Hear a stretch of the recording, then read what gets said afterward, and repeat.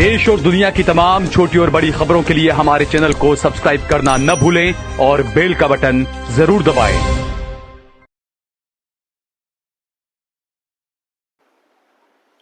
नमस्कार दोस्तों, स्वागत है आपका देश लाइव में और आपके साथ मैं हूं आशिमा त्यागी। दोस्तों सोचिए, जब आम आदमी पर कोई मामूली सा केस होता है तो पुलिस महीनों तक पीछे पड़ी रहती है, अदालत में तारीख पर तारीख पड़ती है और सालों तक न्याय की उम्मीद एक बोझिल सपना बन जाती है। लेकिन जब बात इस देश के बड़े उद्योगपतियों की आती है, अडानी और अंबानी जैसे नामों की, तो सब कुछ बिजली की रफ्तार में बदल जाता है। यहां पर न्याय का पलड़ा हमेशा पैसों और सत्ता के वजन से झुकता नजर आता है। दोस्तों आज हम इसी के बारे में चर्चा करेंगे आप लोगों से, लेकिन उससे पहले आप लोगों से हमेशा की तरह अपील, इंसाफ की आवाज को बुलंद करने के लिए और सच्ची पत्रकारिता के लिए हमारा सहयोग करें। साथ ही डिस्क्रिप्शन में दिए गए लिंक को ओपन कर ज्वाइन बटन दबाकर आप हमसे यानी देश लाइव से सीधा जुड़ सकते हैं। दोस्तों चलिए दोस्तों, अब आज की चर्चा पर वापस लौटते हैं और बढ़ते हैं आगे। अभी हाल ही में दुनिया भर में चर्चा में रहे हिंडनबर्ग मामले में सेबी ने अडानी को क्लीन चिट दे दी। हिंडनबर्ग ने अपनी रिपोर्ट में दर्जनों शेल कंपनियों और मनी लॉन्ड्रिंग और स्टॉक मैनिपुलेशन के आरोप लगाए थे। दोस्तों ये वही रिपोर्ट थी जिसने 2023 की शुरुआत में अडानी ग्रुप की कंपनियों के शेयरों को धड़ाम से गिरा दिया था और पूरे देश में सवाल खड़े कर दिए थे। लेकिन भारत की बाजार नियामक संस्था सेबी ने जांच पूरी करके अडानी को निर्दोष बता दिया। तो दोस्तों सवाल यह है कि इतनी जल्दी और इतने भारी भरकम आरोपों के बावजूद क्लीन चिट कैसे मिल गई? क्या वाकई सभी आरोप बेमानी थे या फिर जांच एजेंसियों पर अदृश्य दबाव काम कर रहा था? और जैसे ही क्लीन चिट मिली, गौतम अडानी अपनी पत्नी के साथ अहमदाबाद के जैन मंदिर में पूजा करते हुए नजर आते हैं। दोस्तों ये इस बात का जिक्र मैं इसलिए कर रही हूं क्योंकि ये दृश्य मीडिया में ऐसे पेश किया गया या ऐसे परोसा गया मानो कि अडानी एक महान तपस्वी हो जिन पर झूठे आरोप लगे थे और अब उन्हें सच का साथ मिल गया है। लेकिन कहानी यही खत्म नहीं होती। उसी समय हिंडनबर्ग ने फिर से चुनौती दी। उनका यह कहना था कि अगर अडानी के पास वास्तव में हिम्मत है, असलियत में अगर वो इतनी हिम्मत रखते हैं, तो इस रिपोर्ट को अमेरिका की किसी अदालत में चुनौती देते, चैलेंज देते, क्योंकि भारत में चाहे सेबी या एसआईटी जैसी संस्थाएं कितनी भी आसानी से क्लीन चिट देते, लेकिन अमेरिका में कोर्ट की कार्यवाही और पारदर्शिता का स्तर अलग है।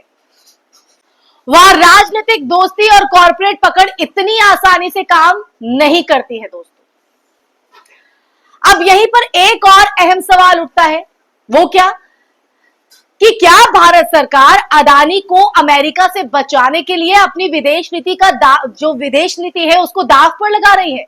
बार बार ये आरोप लगता रहा है दोस्तों कि प्रधानमंत्री मोदी अंतर्राष्ट्रीय मंचों पर अडानी के बिजनेस हितों को साथ जो है या ये कहे कि साधने में लगे रहते हैं, साथ लेने में लगे रहते हैं।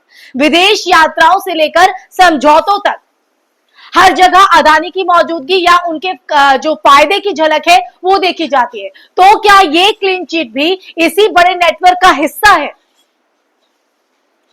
दरअसल दोस्तों ये बात इसलिए हो रही है, ये चर्चा इसलिए हो रही है क्योंकि भारत में बड़े उद्योगपतियों को क्लीन चिट मिलना कोई नई बात नहीं है। हाल ही में बंतारा लैंड के स्कैम मामले में अंबानी को एसआईटी ने क्लीन चिट दे दी और सबसे चौंकाने वाली बात यह थी कि जिस एसआईटी ने जांच की उसमें वो लोग शामिल थे जिनके रिश्ते रिलायंस से सीधे जुड़े थे। अब आप ही सोचिए, क्या ये न्याय है या महज एक दिखावा, एक ऐसी प्रक्रिया जिसमें पहले से ही नतीजे तय होते हैं और जांच सिर्फ औपचारिकता बनकर रह जाती है? आप मानते हैं इस बात को? इस पूरे परिदृश्य में सबसे बड़ा नुकसान किसका होता है? किसको इसका खामियाजा भुगतना पड़ता है? दोस्तों आम जनता का, हमारा और आपका। वो जनता जो टैक्स देती है, जो महंगाई झेलती है, जो रोजाना भ्रष्ट व्यवस्था की मार झेलती है, जब गरीब किसी केस में फंसता है तो जमानत के लिए भी महीनों तक जेल में सड़ता है, लेकिन जब अरबों खरबों के घोटाले का आरोप अमीरों पर लगता है तो तस्वीर पलट जाती है, तो कुछ ही महीनों में उन्हें क्लीन चिट मिल जाती है। यह फर्क सिर्फ आर्थिक नहीं है, बल्कि लोकतंत्र के बुनियादी ढांचे को हिला देने वाली भी है। अगर बात करें कई विशेषज्ञों की, तो उनका यह कहना है कि भारत की जो संस्थाएं हैं वो धीरे धीरे धीरे धीरे कॉरपोरेट राजनीति के गठजोड़ की गिरफ्त में जा चुकी है। सेबी जैसी नियामक संस्था जिसे स्वतंत्र होना चाहिए, अब सवालों के घेरे में है। क्या वो निवेशकों की सुरक्षा कर रही है या सरकार और बड़े घरानों के हित साधने में लगी है? यही स्थिति एसआईटी, ईडी और सीबीआई जैसी एजेंसियों की भी है दोस्तों। अब जरा सोचिए, अगर हिंडनबर्ग की रिपोर्ट बेबुनियाद है तो अडानी क्यों नहीं अमेरिका में केस करते? क्यों नहीं अदालत में जाकर यह साबित करते हैं कि यह सब कुछ झूठ है, जो उन पर आरोप लगाए जा रहे हैं वो झूठ है? क्या उन्हें डर है कि वहां न्याय प्रक्रिया इतनी आसान नहीं होगी? यही चुनौती दुनिया के सामने है दोस्तों।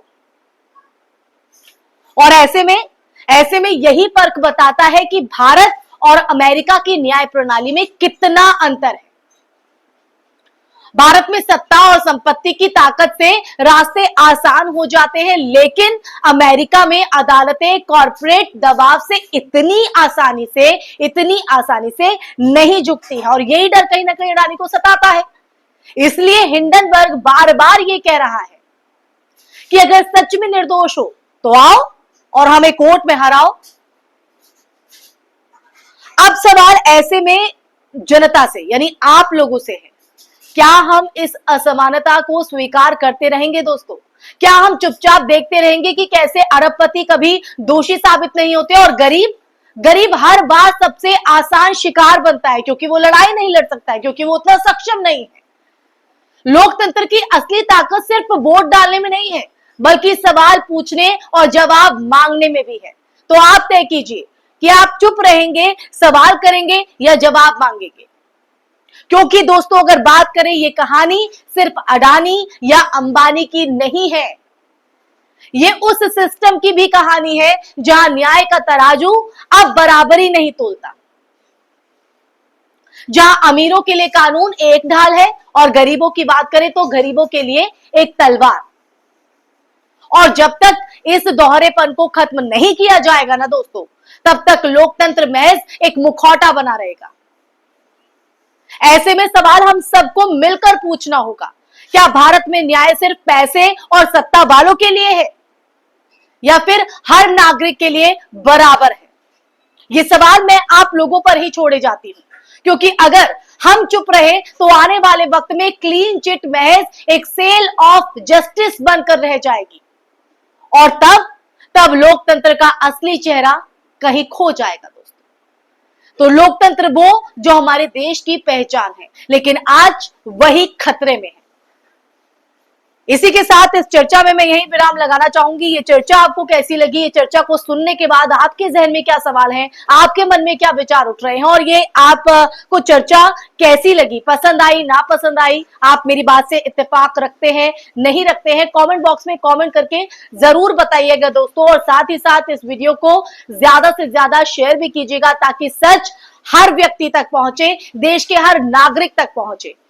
और हमारे चैनल देश लाइव को सब्सक्राइब करना नहीं भूलेगा, ताकि कुनबा जितना बड़ा होगा, सच उतना ही विशाल होगा, और उसी सच को हम आपके पास ऐसे मुद्दों के साथ लेकर आते रहेंगे दोस्तों।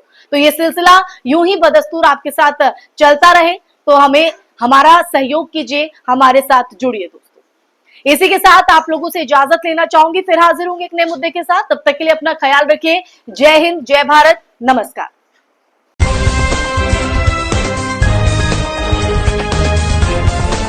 देश और दुनिया की तमाम छोटी और बड़ी खबरों के लिए हमारे चैनल को सब्सक्राइब करना न भूलें और बेल का बटन जरूर दबाएं।